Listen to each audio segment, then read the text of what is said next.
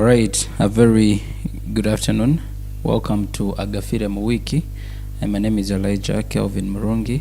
It's been a while ever since we had this particular episode of Agafiire Weekly, where we always come with all the news that has been making news all over, that is to say on social media, in media, and all other platforms.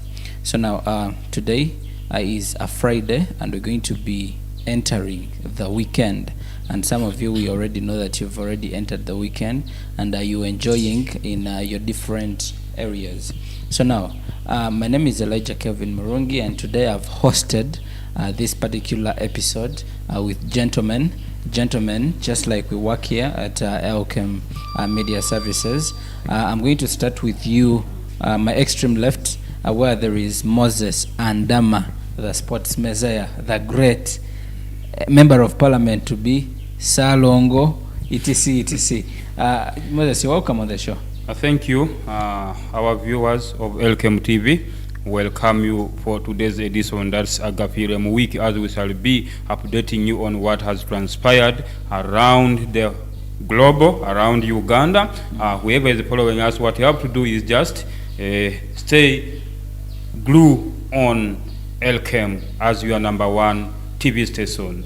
All right, thank you so much, Moses. Let me get to the gentleman right here. Assalamu alaikum. Wa alaikum assalam wa rahmatullahi wa barakatuh. Okay. A very good evening, our viewers. By the names of Urban Brown, as usual, it's a very beautiful moment, and actually it's a Friday. I can't forget to welcome you back, the Muslims. You're most welcome back from the prayers, and I can't forget to say assalamu alaikum wa rahmatullahi wa barakatuh to everybody that has come back from the mosque. And actually, this is the show. I just implore you to keep tuned so that you can actually get to know what you didn't know.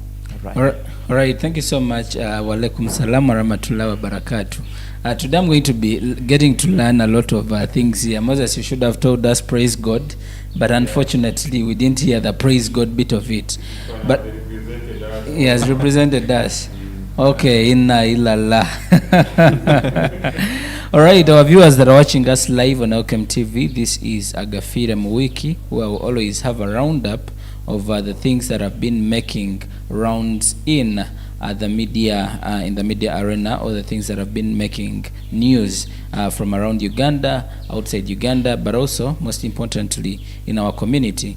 So we're going to get started with quite a number of stories. First of all, we've been seeing the Parliament of Uganda. There have been quite a lot of drama that we're going to be digging deep to get to understand what exactly happened, what is currently taking shape in the 11th Parliament. But also we've been having back here in our local community, we've been having Masindi Stadium, or the football arena of Uganda, that is FUFA, that came through to get to understand how is the situation of Masindi Stadium, but also how they could be in position to make it better. Also beyond Masindi, we've had a lot of things. Atrocities do happen. For example, in Kakumiro, where we had a child that was killed by their own parents just because of a particular amount of money. Now, getting back to the sports arena, we also having our Uganda Cranes that nailed Somalia Football Club, if I might say. But of course, Somalia as a country, it was nailed seriously. And also, moving forward, we're going to be diving a little bit into the entertainment industry, just to get to understand snippets of things that did happen there. But let us start with what is happening currently in the Parliament of Uganda. Maybe I'll first start with Moses Andama to get to understand. Moses, yes. We've been seeing that ever since it's getting to about more than a month, if not two, that the opposition chose to boycott the sittings in Parliament, and they haven't been to Parliament for a very, very long period of time. What does it mean for the government when opposition is out of Parliament currently?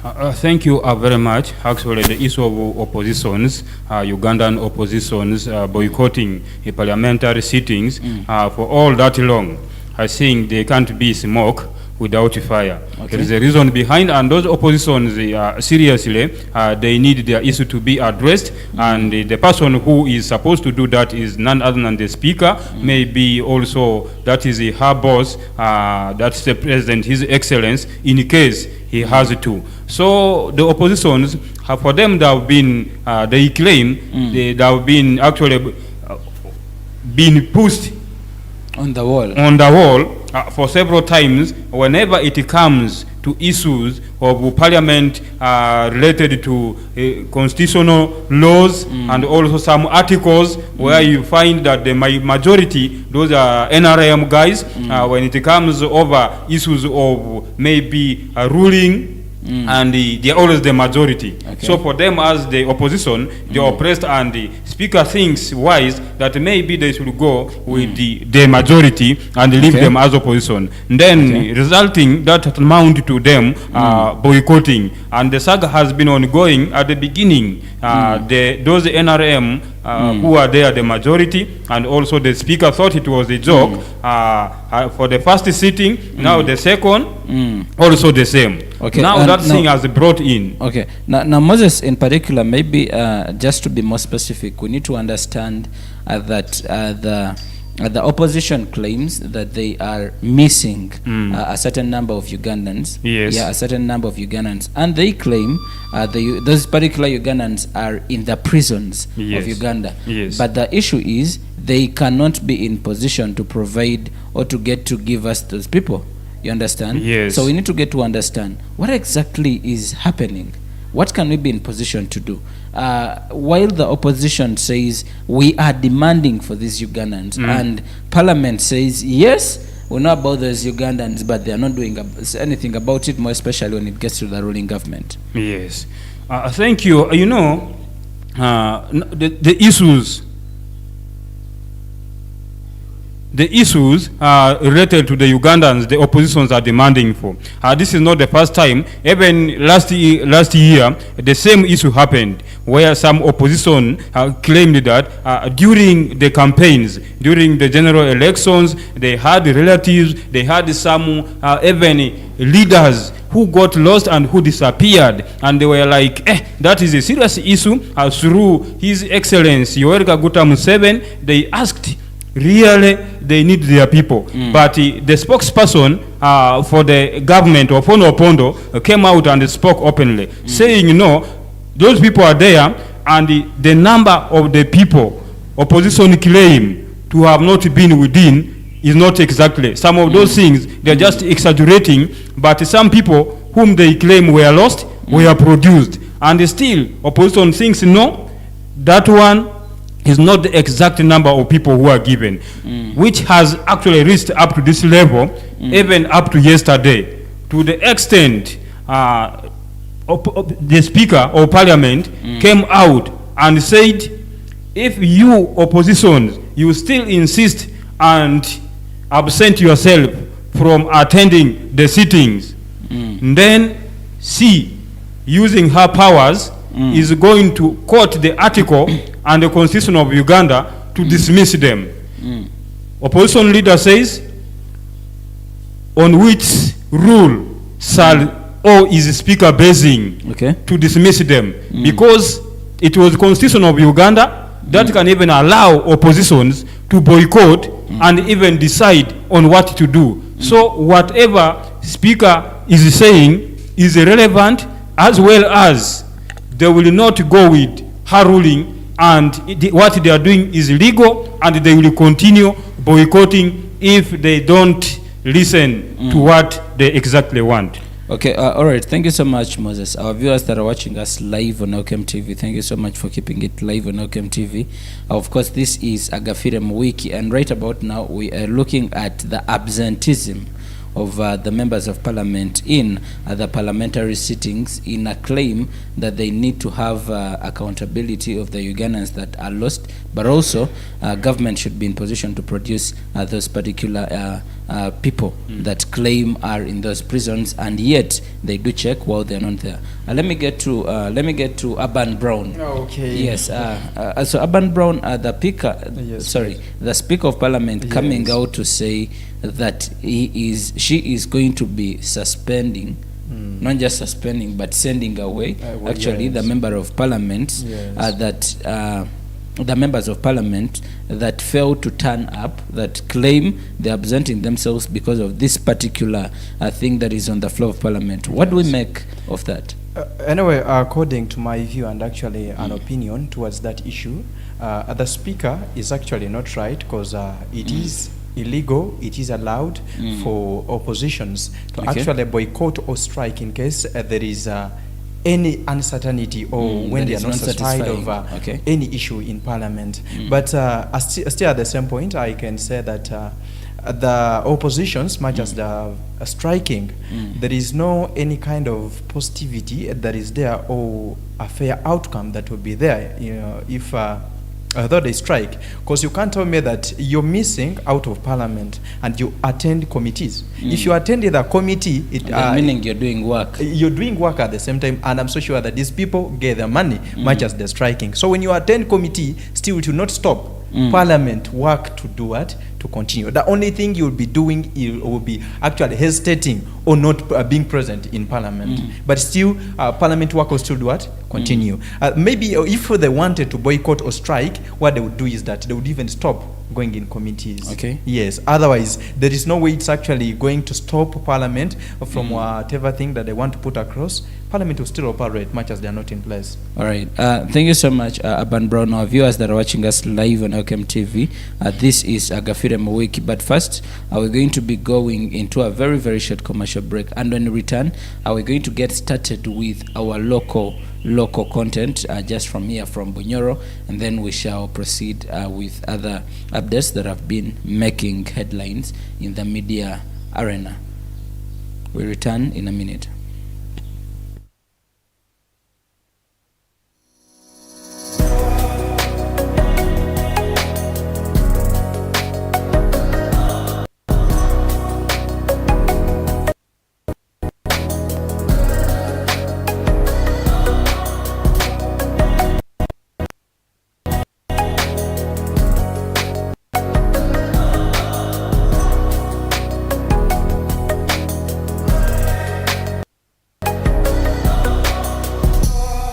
To Urban Massage. Dear customers, we are now open.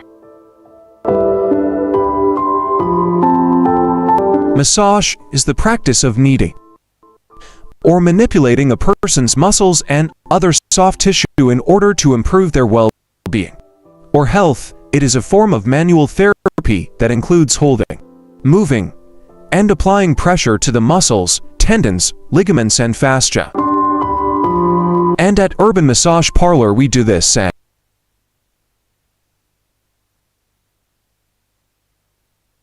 an affordable price.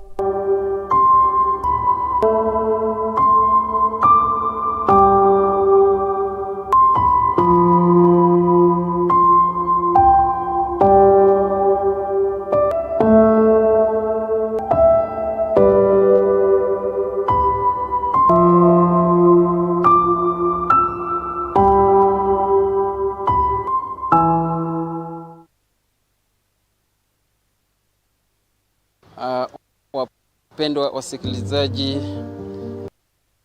mimi ni staff fanya delivery. Unakuja kama unanunua vitu zako, ununue viti yako, delivery ni ya bure. Sasa hivi naongelea hapa kutoka kwa Beckham Enterprises, na nashukuru wa customer, na mimi naomba nyinyi kuje kwa wengi, na kila kitu yote ni taratibu. Unataka sementi, unataka mabati, kila aina ya mabati yote tuko nayo. Tuko kwa Enterprises, na nawashukuru kuja kwa wengi. Na sasa hivi namna mnaona hapa niko delivers vitu ya customer. Naomba mtupee morali, mtupee nguvu, tena naomba mkuje kwa wengi. Sasa hivi niko kwenda, naomba mtuamini kama Beckham Enterprises, tuko hapa kusavu nyinyi kwa uzuri na kwa kila namna yote, tuko pamoja na nyinyi wakasoma. Na sasa hivi niko kwenda na deliver ukitake, naenda Beifa, unatupata Boyale, unatukuta kila sehemu tuiko, kuja ununue vitu salama. Sasa hivi naomba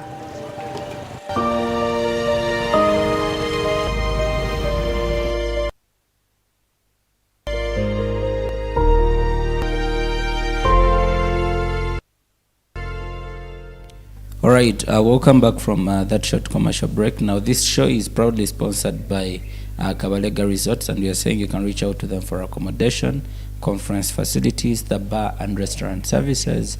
For those that have events, you can be in position to hire gardens at Kabalega Resort to be in position to have your events. But also those that like swimming pool services, you can be in position to reach out to Kabalega Resort to have all your sorts of swimming, be it a pool party, be it you want to swim in your leisure time, you can be in position to get to Kabalega Resort in Masindi and also in Hoima. So we're also proudly sponsored by Urban Chef Saloon, Masindi, and they're saying you can reach out to them for pedicure, manicure, massage, facial, and all salon services. So we are saying you can go and have your nails done because it's a weekend. You need to work on your looks so that you can be in position to have the utmost enjoyment of the weekend. But also St. Lawrence Nursery and Primary Schools, they have had their holidays today, and they are telling you that the admissions are already open, so you can reach out to the school that is at Academy Road, that road in Kijura. You can reach out to them to secure your child's spot in the new academic year, that is 2024. Now, getting back to our news updates, all the things that have been making rounds in the media fraternity, we also had delegates from FOFA that were led by His Excellency the President Magogo, who is the FOFA president, and they did check out on our stadium, that is Masindi Stadium. And now let me start with you, Aban. Aban.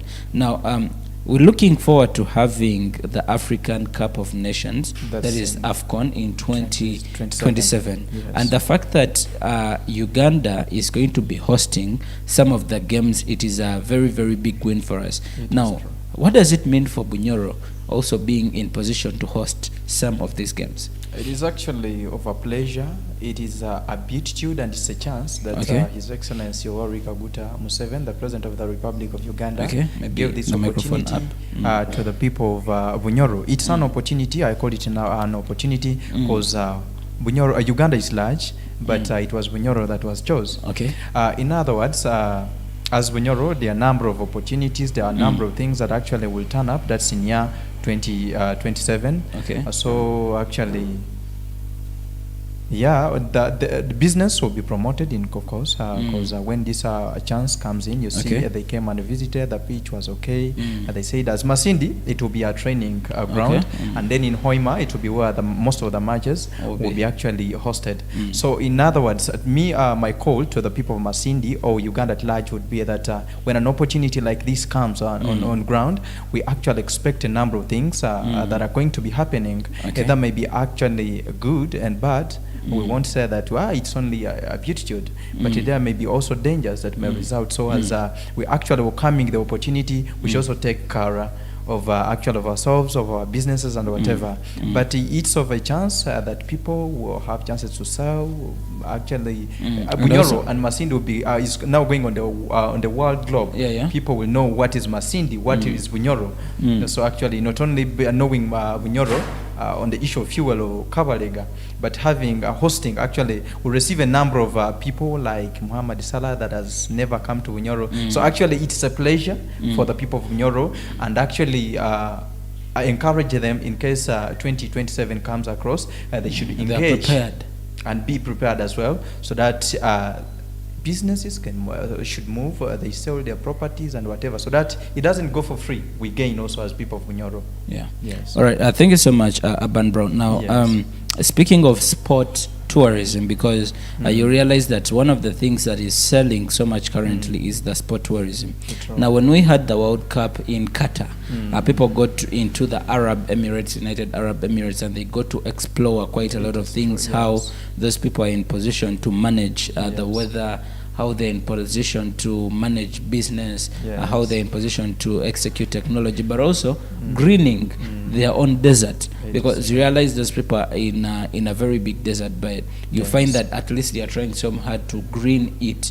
Now, getting to sport tourism, how does the tourism industry of Uganda benefit in this particular thing that is going to be happening? Actually, as you've said, that as the tourism industry of Uganda is actually going to benefit, as I was like talking about business, because when this opportunity has come to Bunyoro, let me say it has come already, because it's been confirmed. So when it comes along, I'm so sure that we are going to receive a number of people that will be coming from different countries, different worlds, come and see where is Bunyoro, what is Bunyoro, and which place exactly. The self-proclaimed land of Kabalega. They want to know the strategic location of Bunyoro. Yeah. Actually, when you look at the history, Bunyoro is one of the strongest kingdoms actually that disturbed the whites. So it will actually call upon a number of people, a number of crowd that will be in place and that will like actually want to explore the environment, the climate, the what. How does Bunyoro look like? So actually, like a country will gain.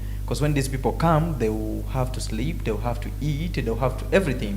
So as we, the people of Bunyoro and Uganda at large, you'll be gaining. Because to have accommodation, these people have to pay. Okay. So as the Uganda's economy, we shall be gaining out of these people. Okay. Yes. All right. Thank you so much. Let me move to Moses Andama. And now, Moses, we do realize that we have a lot of struggles as a region, as Bunyoro. Now, what are some of these things that we can look forward to correcting as we look forward to hosting the African Cup of Nations, but also ahead of having the team from FUFA come to visit Mercedes Stadium?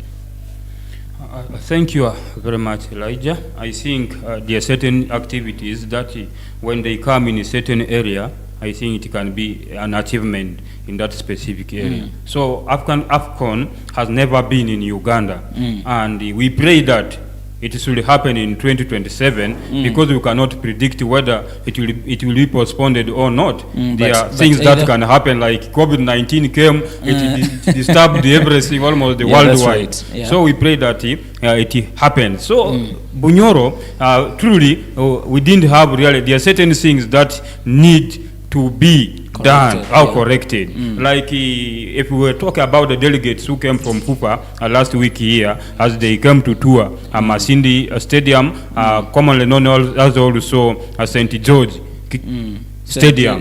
Then they went to Hoima. They talked of improving it. They are not constructing, but they are going to improve the stadium. What do they mean? So improving, they are going to like renovate some of those buildings. Dressing room shall be renovated. Then also they see how they can improve the field, or those grasses, those artificial grasses. Moses, at that point, let me, sorry to interject a little bit. Yes. You see, when you talk about improving, do you think it really does make a lot of sense for a stadium like St. George Stadium that has existed for quite a number of years, and then the government of Uganda chooses to just improve the stadium? I mean, we are having the big games happening in Hoima, which is just about 30 minutes away from Masindi, and then we're having that big stadium improved. Does it really make sense in your context? Yeah, actually, me as a football fan, for several years I've been asking myself, especially concerning Masindi Stadium. You see, the other part where the offices for Red Cross are, that place for many years has just been like that. I ask myself, what are leaders doing here? Have really leaders failed to get funds to allocate that this stadium should be really constructed, or that wall, we call it wall fence, be constructed? Because one of it, this stadium here, Masindi Stadium, generates income to the municipality, and they collect some of the matches that are played here. The income, the revenue goes to the municipality, and that money is used, even put on some of those things that are within the municipality. So I'm asking myself, have they failed before, or they have failed to get any other funders to work and on that stadium? Now that FUFA had come in, since African Cup of Nations is coming, to me, I thought the right thing they could do is not improving on the stadium, because they were talking of hosting some of those professional players who have actually names like Muhammad Salah. They talked of 5-star hotel. People think ahead. Now that AFCON is going to happen, oil is already discovered in Bunyoro, and by 2025, if God willing, we are going to get the first oil. So people are targeting, they are thinking far. Why couldn't they also think about Masindi Stadium, constructing it, since it is going to be a playing ground? There is no difference between a training ground and also a playing ground where those professional players shall be. To me, if they could construct it completely, that would sound better than saying they are going to improve it. You see, now the other thing would be if Jesus, let me give an example. Jesus came to the world, he came to die for our sins. And that was the final time. I mean, if you're having a very, very big tournament like African Cup of Nations, and you're still thinking of improving renovations, is there any time, any day that we're going to wake up and that stadium is constructed? I don't think so. Because maybe when we host the World Cup. Yes. Maybe, you never know. But to me, I will urge our leaders, Rogers Arali, he's in the committee of FUFA. He could be the right person to push for that Masindi Stadium really, if they fail, this chance has come, they fail to construct that wall fence. Now I don't think that there is any other leader or any individual, because MTN really had helped. MTN helped, they constructed it from there. The other side, Asaba Primary School has done that part. Now really municipality and the district has failed to complete the other part. So this is the only chance that FUFA should work on Masindi Stadium ahead of AFCON, like how they are going to construct in Hoima. Stadiums in Hoima. All right, thank you so much, Moses Andama, the sports manager. Our viewers that are watching us live on Outcome TV, thank you so much for keeping it live on Outcome TV. This is Agafiire Wiki, and of course, right about now, we're having a conversation on the forthcoming African Cup of Nations, but also we've just had the team from FUFA led by the president, that is Magogo, in Masindi to inspect Masindi Stadium, which is going to be hosting some of the trainings ahead of the African Cup of Nations. Now, Moses, getting back to politicizing this whole thing of it was constructed, it was renovated in my term. How are we going to draw a line between the politics and sports? Thank you. Now, sports, first of all, cuts across.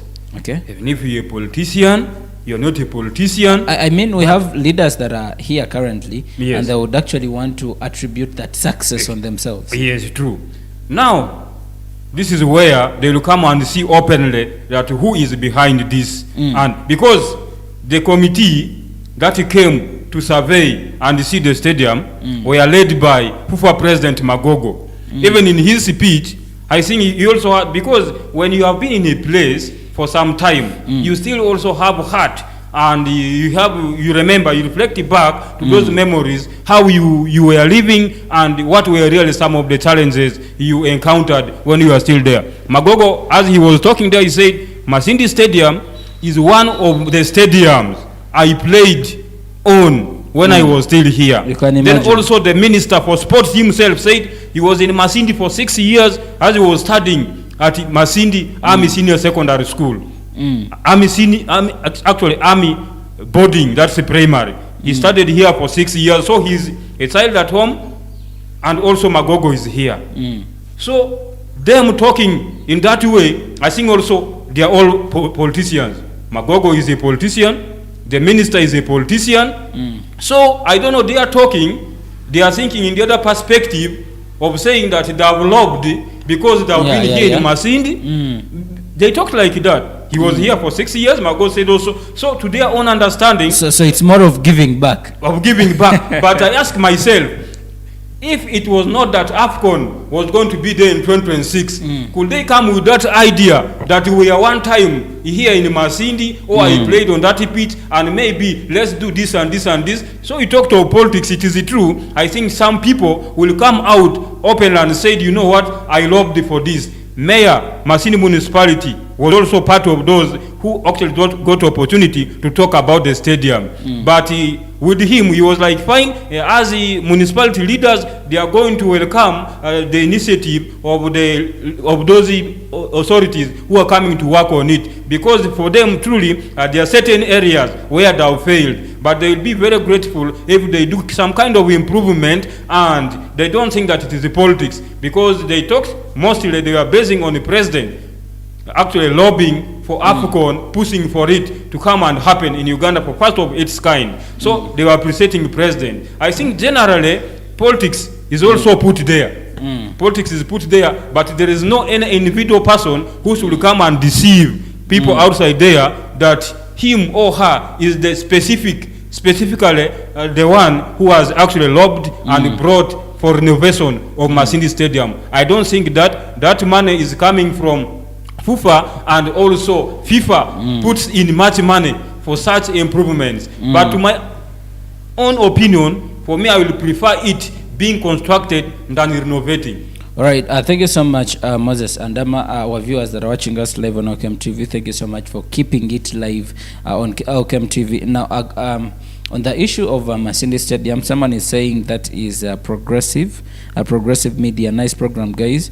For sure, Andama, you are talking sense. Let's push for the construction of that stadium.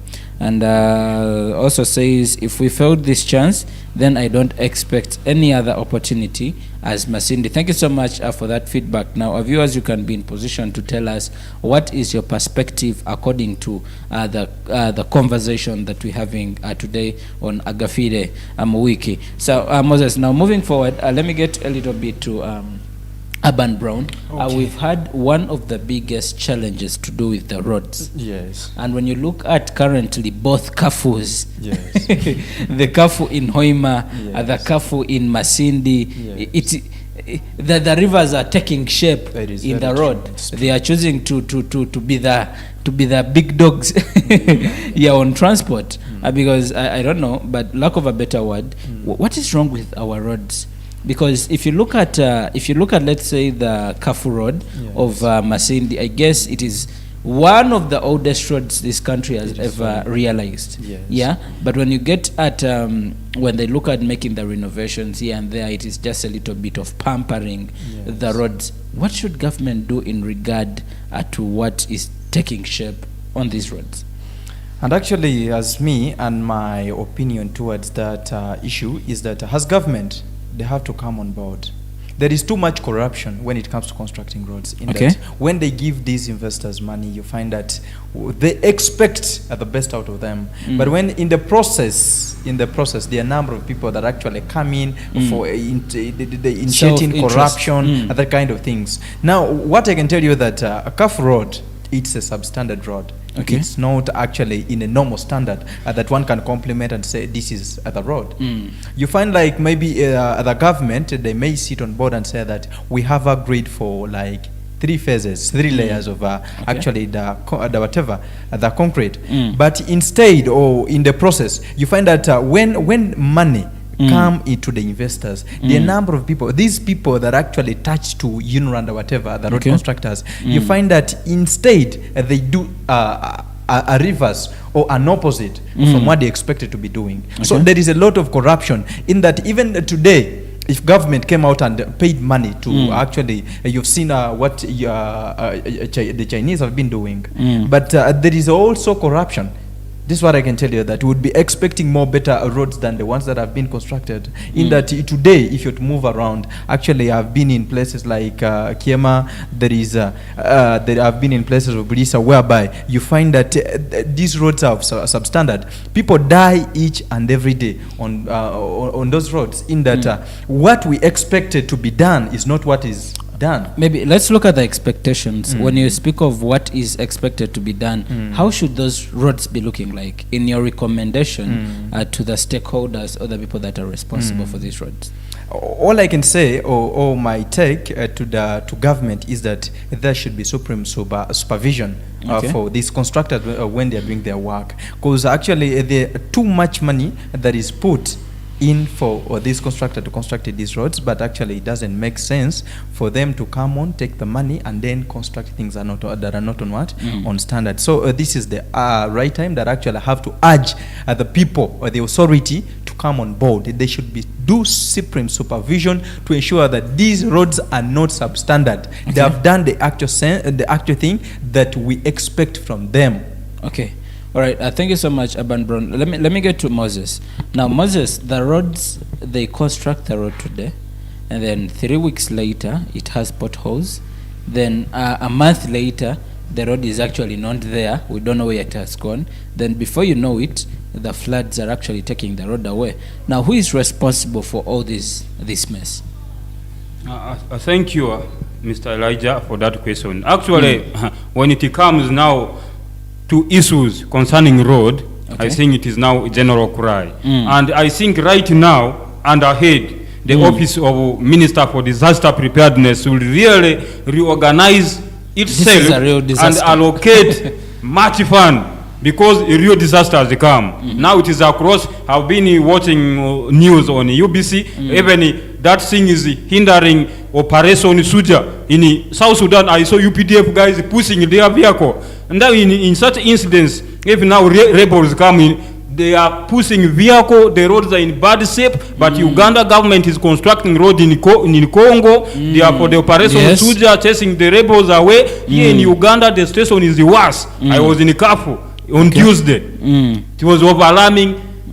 Buildings were submerged. People who are farmers have now turned from farming to fishing. The water is bringing, flood is bringing fish from River Kafu towards people's land. They are now, the whole road, if you are going to Kampala, people are selling fresh fish. They have resorted to the business. Why? It is because of flood. But the issue of disaster is unpredictable. There, even if you want it or not, disaster, you cannot control, it can happen. Now, back to issues of road and But a little bit, Moses, but you see, when you speak of disaster, I feel there are some disasters that are called for. You call that disaster yourself. For example, when you construct a road and then you give it poor drainage, then how can we avoid the disaster itself? Talking about that, we have technical people, we have engineers, we have district engineers, we have also the Minister for Works, and I'm sure they have their own engineers whenever they are located a certain road to work on. Of recent, the government gave Masindi district 2 billion to work on the road. That is the Pakanyi, Kitanyata, from Kiatiri to Kitanyata. Then we had the Kasongoire, Kabango, Kasongoire road. Which even attracted the attention of IGG to come and intervene because of corruption. The money which was put on the road was not worth. There was no value for money. People did shoddy work. The money was eaten, and up to now, IGG came here. They investigated.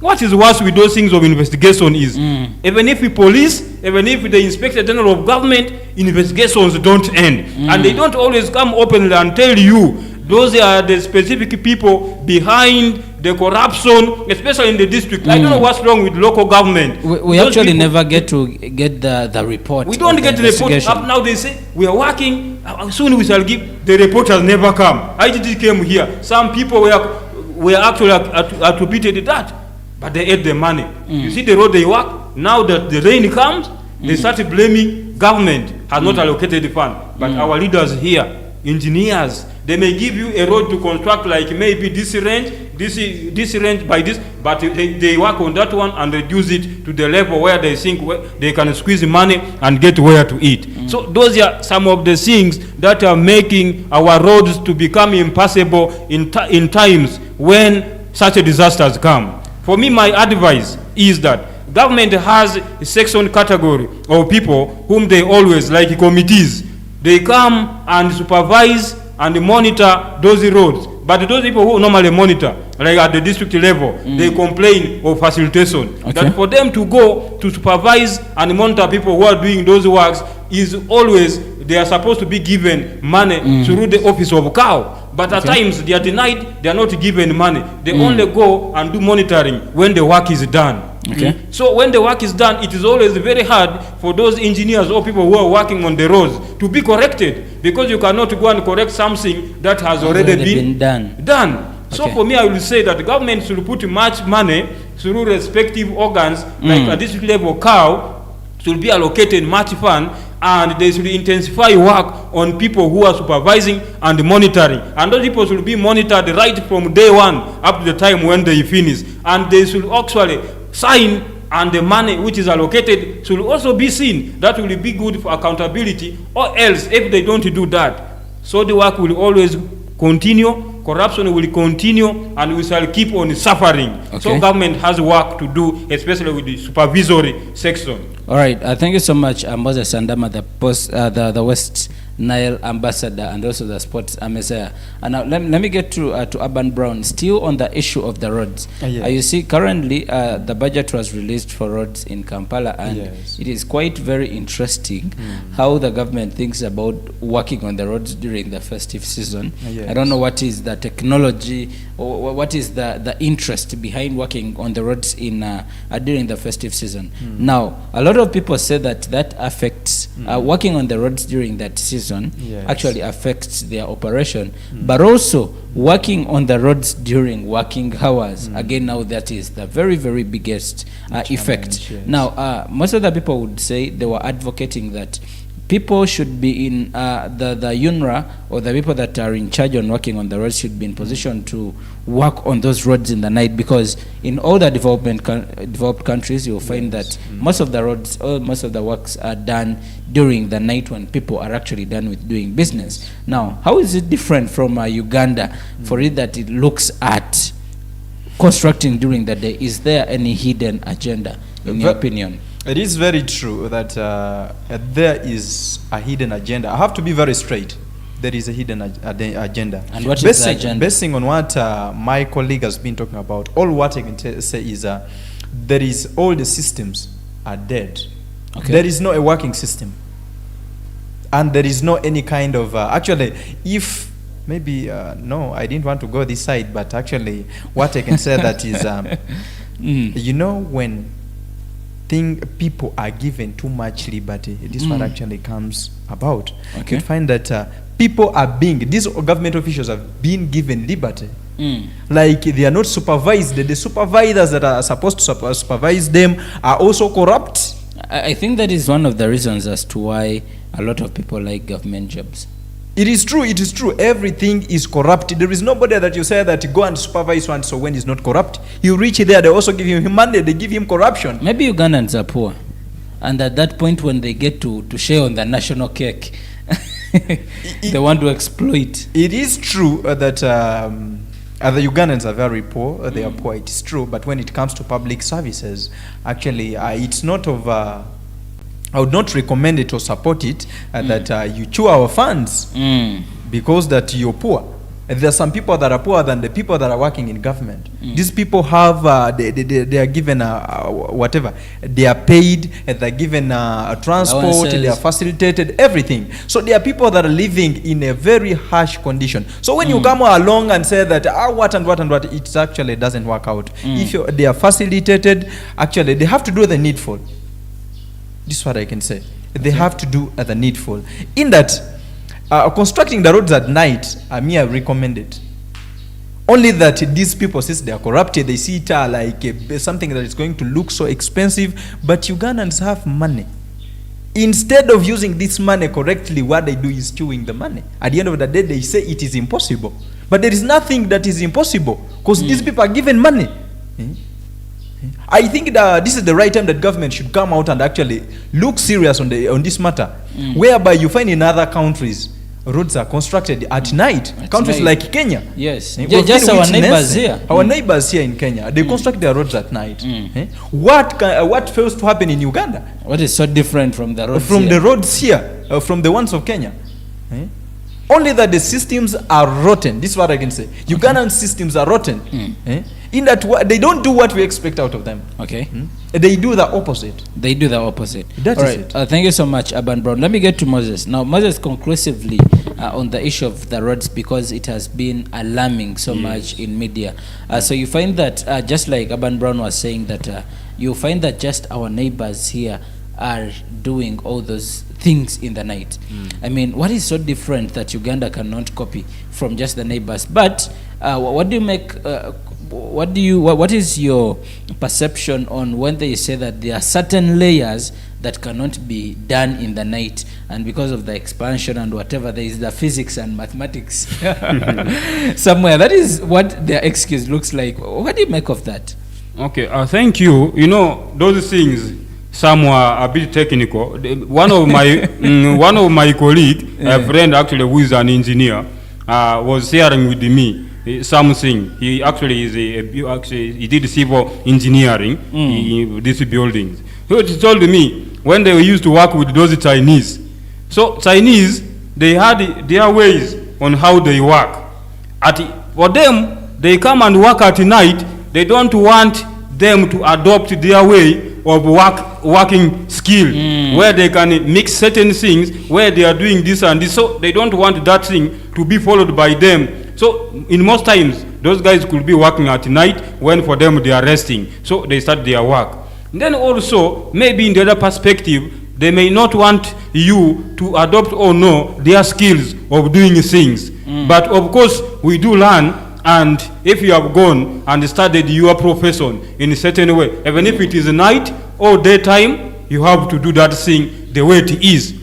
And then Uganda has actually been partnering with the other countries. They have their umbrella, they have the East African because they want to form that kind of reunion. They should be united, they should be using the same maybe currency as East Africa. I think some of those things they call it Pan-Africanism. They have their East African parliament, whatever kind of thing. They talk and discuss of. So there are certain things they go for tours and whatever. Now, this issue, I think they might have learned from their neighbors, as this colleague of mine have said. Kenya is just here. Now if they work at night, what is wrong with Uganda? But all what is bringing that is the issue of corruption. I'm telling you, with the corruption, somebody can even steal you even if it is day or night. If that thing is in your blood, it is hard to avoid that corruption. Even the president himself has ever been condemning and talking of issues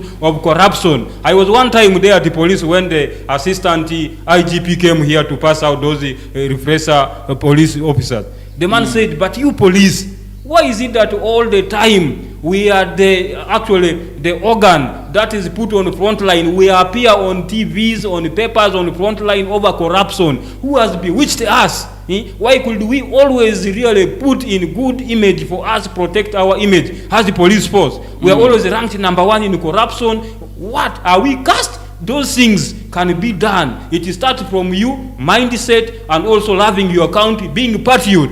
If you love your country, you have your country in your heart, whatever you will do, even if it is not for your family, but it will be like as if you are working for your own self, you are working for your family and for everyone. So for me, I will say, if everyone could be having that heart, that I'm working, I've been employed on this office, I should work for my people, I should serve my country. You have that heart of loving your country, development will be there. Issues of corruption shall become history. All right, thank you so much, Andama. Now, I think the producer can be in position to show us a very, very touching clip of someone that was actually being taken by the floods in broad daylight. And it is funny how Ugandans keep on recording.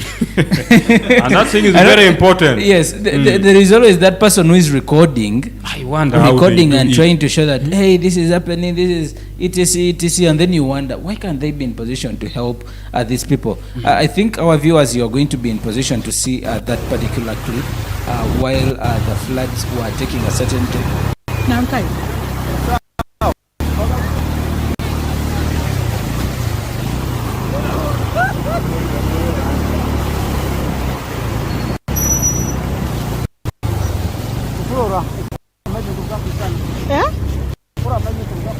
That motorcycle might even be for loan. So he's trying to struggle.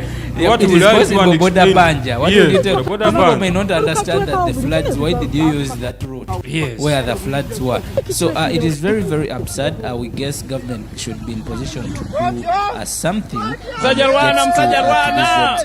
viewers, you can be in position to see that was the gentleman who was trying to struggle with the water, and then you can see they were trying to tell him, hey, you can use this route. If I was the one, why would I keep on holding that bike? I swear, even if it is border banja. Actually, Kafu River, since it busted its bank, really people are suffering. I've seen, and that bridge of Kafu, I think it is now over 60 years plus. That bridge, real government has to work on. For me, even whenever I'm going to Kampala, even I myself, I fear. Even if I'm in a vehicle, anytime, you never know. You may even the thing you may fall.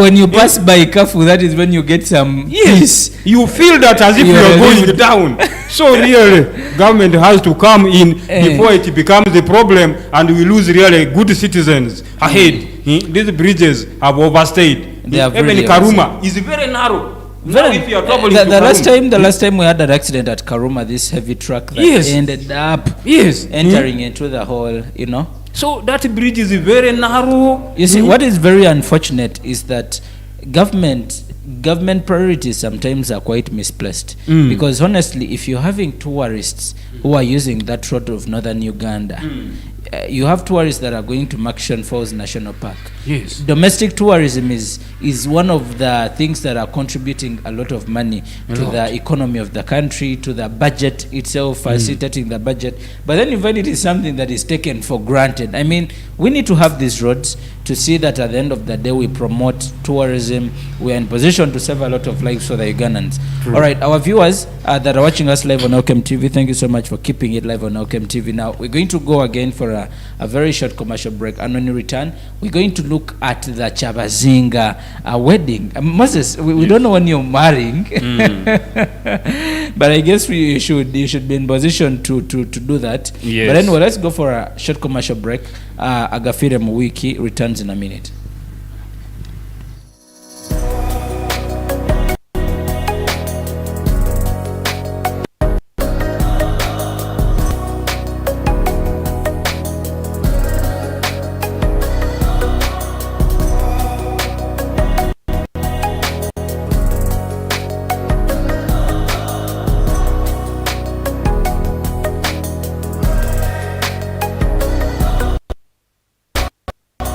Welcome to Urban Massage Parlor and Spa. Dear customers, we are now open. Massage is the practice of kneading or manipulating a person's muscles and other soft tissue in order to improve their well-being. Health, it is a form of manual therapy that includes holding, moving, and applying pressure to the muscles, tendons, ligaments, and fascia. And at Urban Massage Parlor, we do this at an affordable price.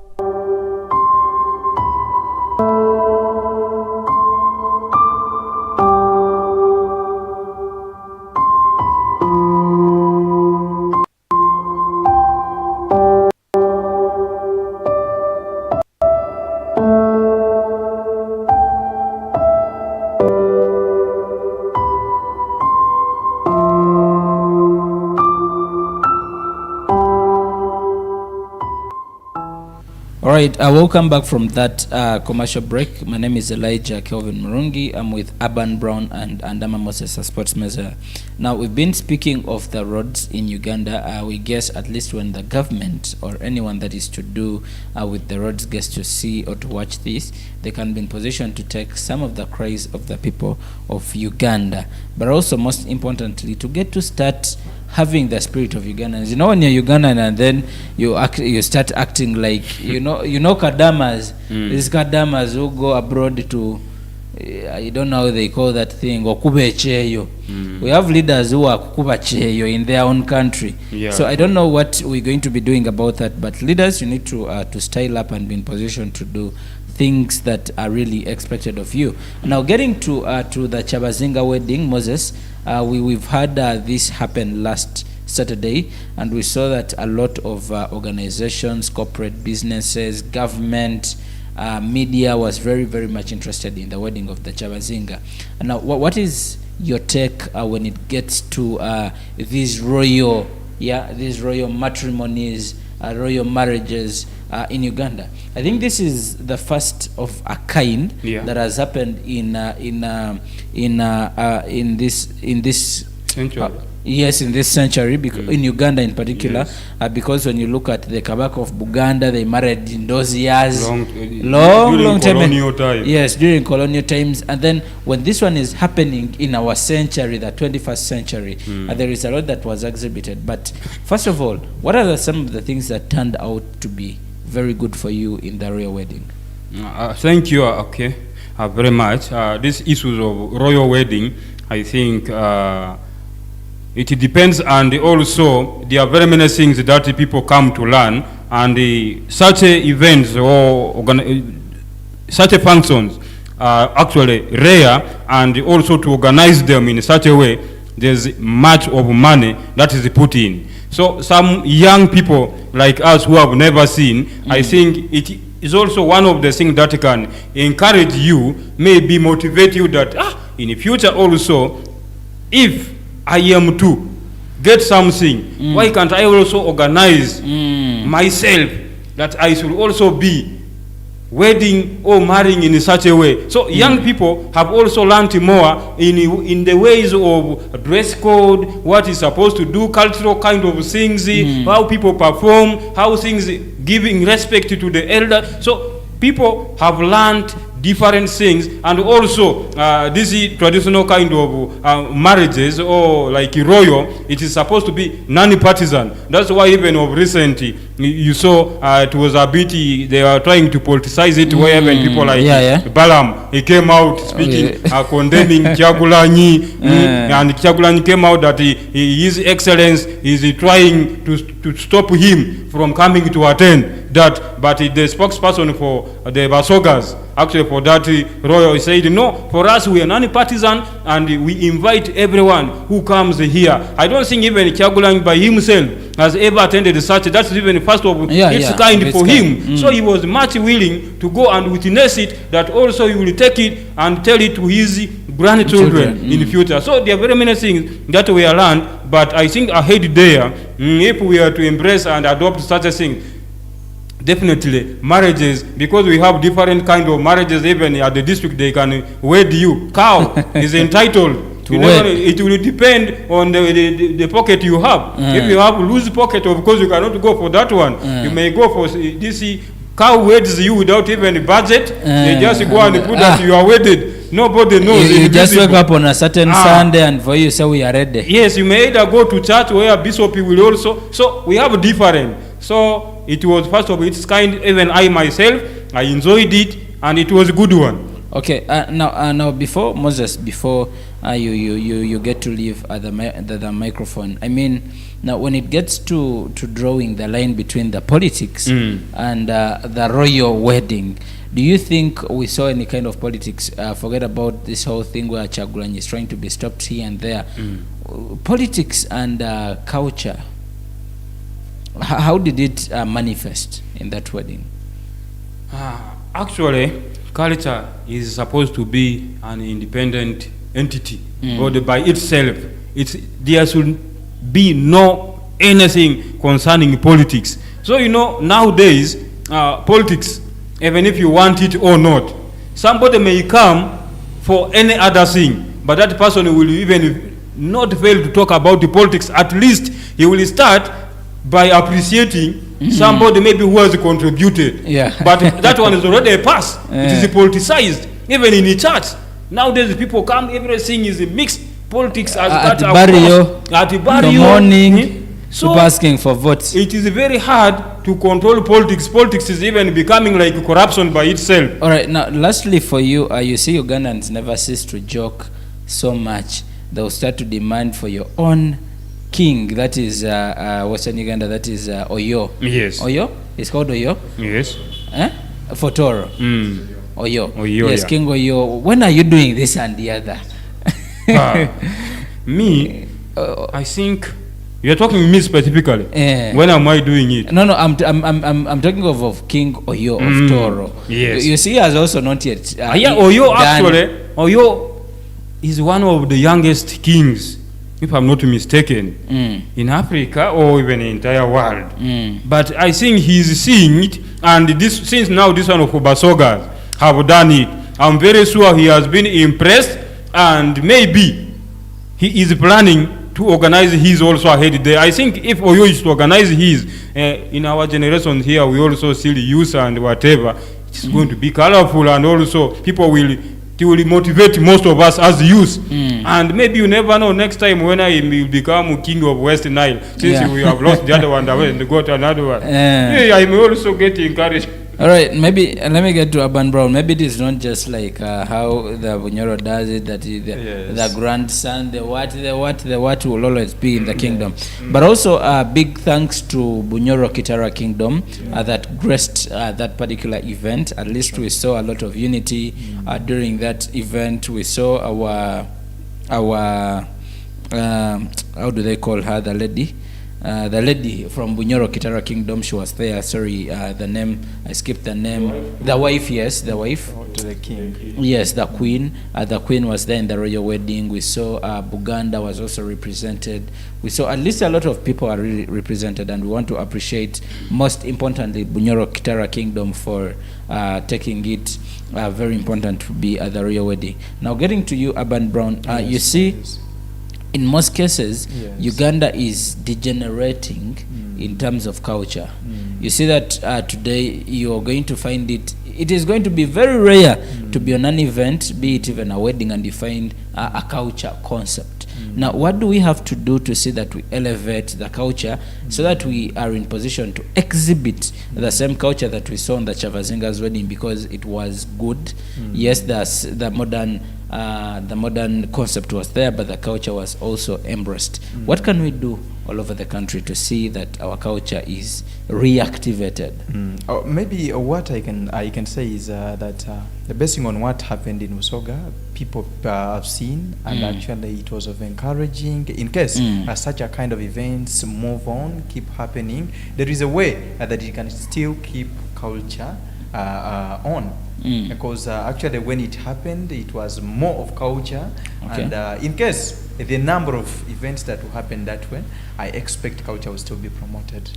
Yeah. And at the same time, I would in schools, actually let us have some kind of that kind of education whereby they are based on training children, or actually trying to bring in culture, trying to train children about their culture. It's also very crucial, more so in schools, because actually when these people come out of school minus knowing their culture, because this is where most of the children spend most of their time. So when you grow up not knowing your culture, you adopt it to the media, to the new culture that is coming in that is not ours. Actually, it's so bad. All I can say that and implore the government to actually put into consideration is that they should promote more. Actually, they should put in more of our culture in schools, so that we see our culture still standing firm and not actually evading. Yes. Okay. Thank you so much, Urban Brown. The culture, indeed, we need to see that we embrace our culture, because whatever we are doing today, it is imposed on us, because the Western culture. And you see, what is funny is how those people would like to dive into our culture. We have cultural grounds. We have Ndere Culture Center. We have a Wafe Cultural Village. Now that one does basically the cultural tourism. We have a lot of areas that you're going to find that the culture is really being embraced, and you find that whites, the people that actually take away our culture, they're the same people that want to come and visit our culture. Okay, now that said and done, I want to say congratulations to the king of Busoga, that is Chavazinga Nadiope, the fourth, yes, the fourth, and also Queen Mutesi Jovia, upon your royal wedding. We saw a lot of corporate companies that came on board to see that wedding was really colorful and was really something. Now we're going to be watching a little bit, a snippet of what happened in that particular wedding. We saw that General Muhoozi Kainerugaba was in that particular event. Yes, You it's see, a kind of Muhoozi movement. I don't know, Moses, which party you're going to be under, but I would recommend you join the Muhoozi movement in 2021. All right, let's first look at that video and then we'll return. But I want to start by thanking His Majesty for inviting me to this function.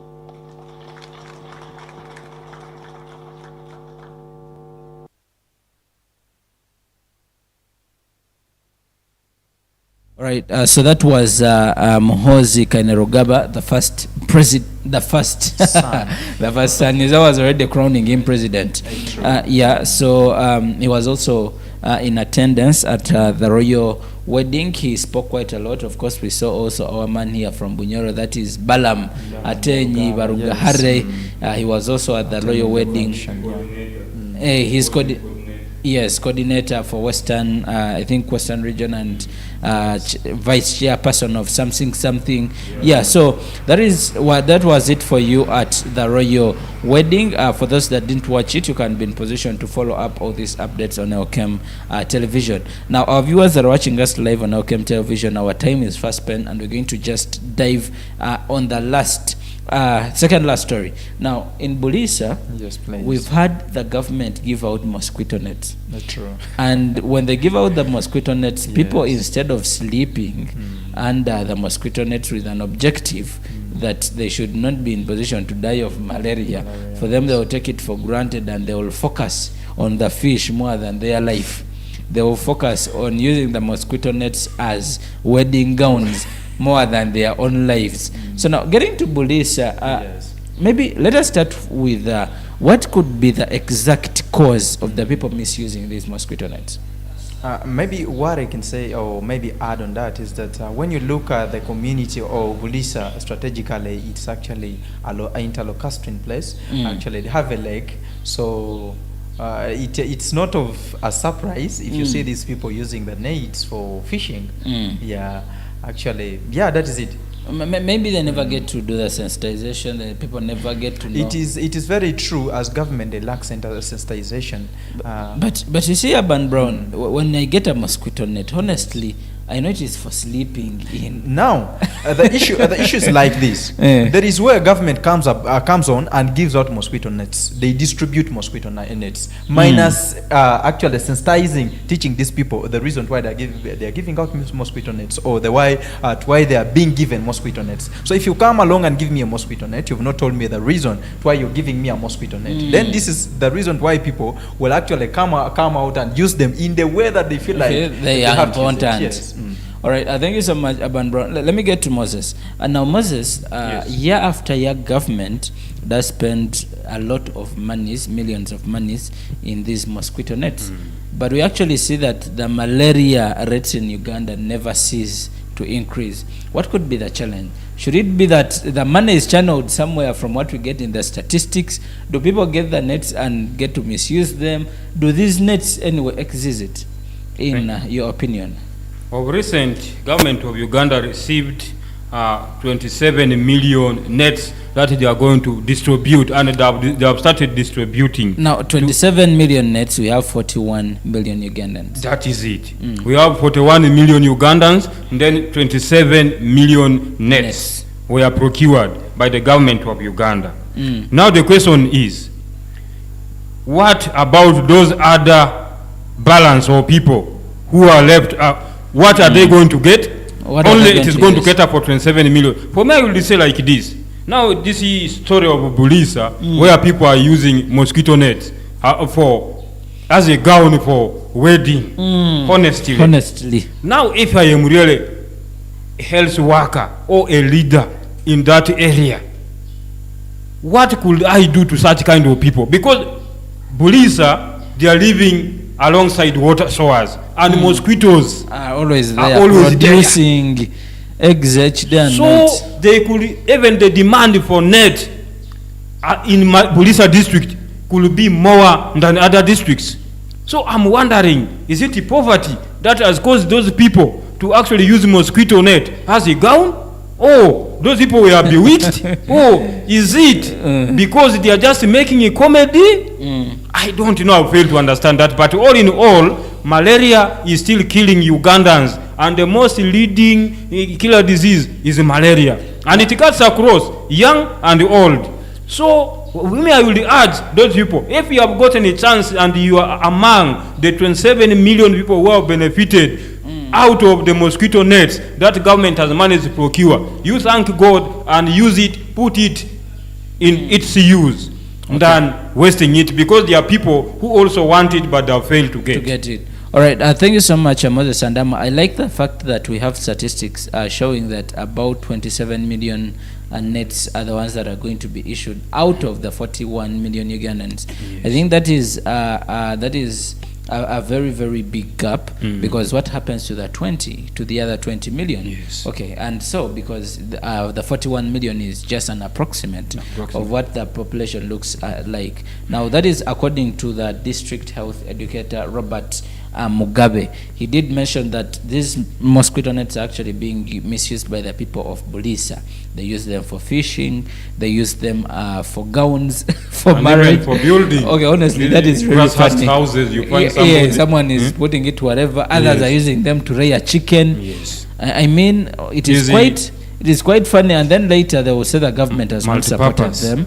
The government has not helped them with the issues to do with malaria. All right, our viewers that are watching us live on Elkem TV, thank you so much for keeping it live on Elkem TV. Now we're going to the last, very, very last episode of this particular the last segment of this particular episode of Agafiire Wiki. Now, Moses, we have a child.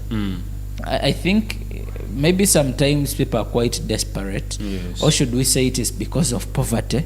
Yeah, we have a story from Kakumiro of a man that is alleged to have killed his own son just because the son stole 20,000.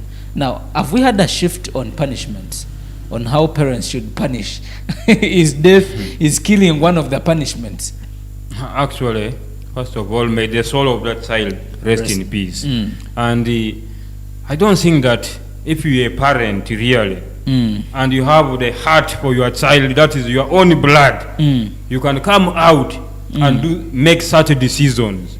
Maybe certain things do happen. Temper, it is always hard to control emotion. You find that at the end, what you have done is really beyond what you have expected. Yeah, that's right. Such things have ever happened, but also I will really really encourage that we should always learn how to control our tempers when certain things have happened. Like a parent, 20,000 Ugandan shillings. Really, it might be true, because when you try to see the country right now, the economy is not doing good. Bad. People are sleeping hungry. Now they have gotten this car 20K, the child is 20K, that could be budget for the whole week. You never know. But now the child has just embezzled it within even a minute. It is nowhere, but the father, the parents might have struggled for quite long to get that 20. But for me, I really condemned that act. If he did it really, he intended it. But if it is by accident, accidents do happen. But I will add really, we should always learn to control our tempers and also emotions when really our children have gone wrong, because you as a father, it is you to actually advise and groom your child. You may find that even the father had failed really to groom his child. Now the child has grown up in a way of, he learned from friends, or the way how they nurtured him was not good. But a good child cannot really come out and still maybe 20,000 from the father. That one cannot happen. So it depends on how parents nurture their children. The child you nurture, the way you nurture, he or she will grow out like how you have really nurtured. But I condemned that. It is very unfortunate. All right, let me get to Urban Brown now. For the viewers, for you that do not know about the story, the child was called Hakizimana Joshua. He was 13 years old. Imagine 13. You see, you raise this child up to 13 years old, and then you kill that child. I mean, this child is, I think, parents will need to style up a little bit. Now, the parent was called Fred Muneze Reho. Yeah, Munezero, that was the father of the child, and this incident happened in Kakumiro, in a parish called Makoma, in a village called Kakaye. All right, now, Urban Brown, as we conclude, parenting, I know you may not be a parent at the moment, but you could be. It is true. Of course I am. You're your parent? I'm a parent. Okay, now, as a parent, what should the parents do? What should you do as a parent when such incidents do happen? As my colleague has said that the way you nurture a child is actually what determines what this child will be tomorrow. Okay. Yeah, and actually it could have been from the way the parent has nurtured the child that has resulted out of this. Actually, if you look at the story, it's that the child went and perpetrated the father to a friend, a businessman, that dad has sent me here. You give me 20,000. In the return, he will give you the beans. So the man got disappointed and hungered after the businessman confronted him, saying that I have come for my beans. You sent your son to come and pick the 20,000. Yeah, actually, it is something so bad, and maybe what I can say, may his soul rest in peace. It's have a misfortune. It's not actually good, and I advise parents to actually, when it comes to that, they should actually improve. You see, Urban Brown, I also do not support that act, but maybe even the parents have a role to play, because honestly, grooming children versus also working for the children it is very, very important. Now, I'm thinking about what could have caused this child to go and come up with that story. Yeah, if it is not honestly bad character, there should be a very, very big condition that maybe the parents should have looked at, understanding even before implementing the assassination. Yeah, before or doing the action. Actually, it is very bad. What he would have done first is that analyzing, maybe you would find there is something that sometimes these parents also are somehow so hostile in that they don't get on table to discuss with their children what is suppressing them, what they actually come out with, something that pop out. That's why you find some children, they instead mess out. Instead of asking from the father, then he uses another way to see that he has gotten what he needs. All right. Yeah. Okay. Thank you so much. Thank you so much, Urban Brown. Thank you so much, Moses Andama. Our time is fast spent, our dear viewers. Thank you so much for keeping it live on Welcome TV. Now, we want to wish you a very, very good weekend. But maybe before we close, let me get to have Urban Brown wish your people a very good weekend, and probably your last word on this episode. It's a very beautiful day, and actually it's a very beautiful weekend as we usher into the weekend. There are a number of things that I expect to be happening through the weekend. What I can tell the viewers is that circus is back, but you guys take care. Yeah. And what I can remind the viewers is that every single... Maybe specifically circus is where?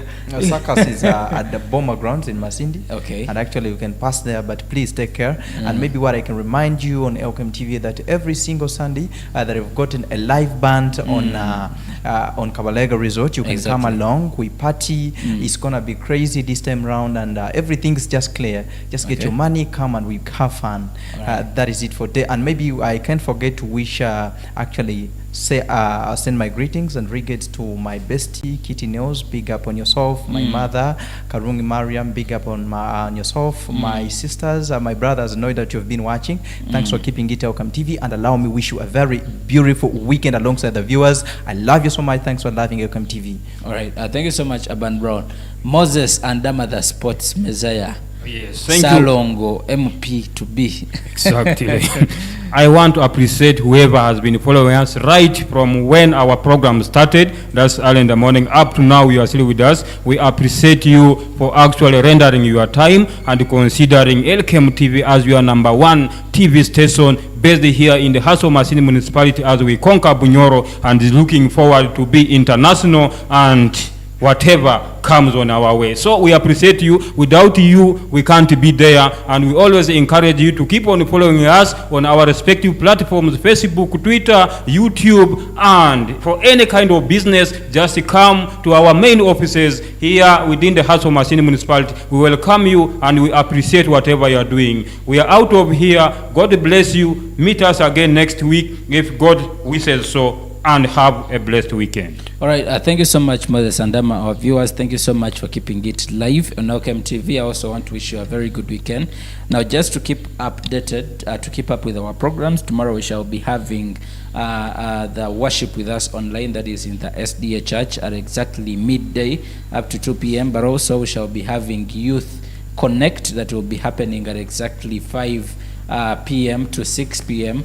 But also we shall be having Teens Unplugged, that is with Angel, and then Youth Connect with Urban Brown again, so you can be in position to catch those shows live on Welcome Television. Then on Sunday, we cannot wait to have you at St. Jude Catholic Church on our online service, online mass. Then later we shall be at Gospel Center Church, that is Kisita, for those of you that are the born agains. And then later we shall have the platform where your expression is guaranteed, and then later we shall be in position to usher you into the biggest weekend vibe.